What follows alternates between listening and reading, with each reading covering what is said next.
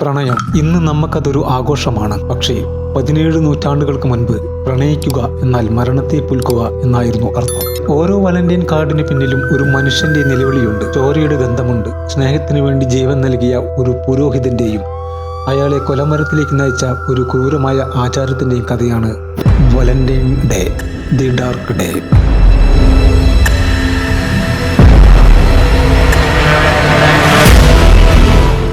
Saint Valentine ആരായിരുന്നു?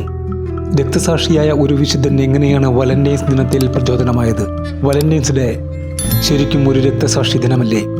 പ്രണയിച്ചതിന്റെ പേരിൽ ക്രൂരമായി കൊല ചെയ്യപ്പെട്ട ഒരു റോമൻ പുരോഹിതനായിരുന്നു സെന്റ് വാലന്റൈൻ. AD 270 ഫെബ്രുവരി 14 റോമിലെ ആ ഇരുണ്ട തടവറയിൽ നാളെ പുലരുമ്പോൾ താൻ വധിക്കപ്പെടുമെന്ന് ഉറപ്പായിട്ടും ആ മനുഷ്യന്റെ ഉള്ളിൽ ഭയമായിരുന്നില്ല. പകരം അവിടെ പൂത്തുനിന്നത് ലോകത്തിനു നൽകാനുള്ള സ്നേഹത്തിന്റെ അവസാന സന്ദേശമായിരുന്നു.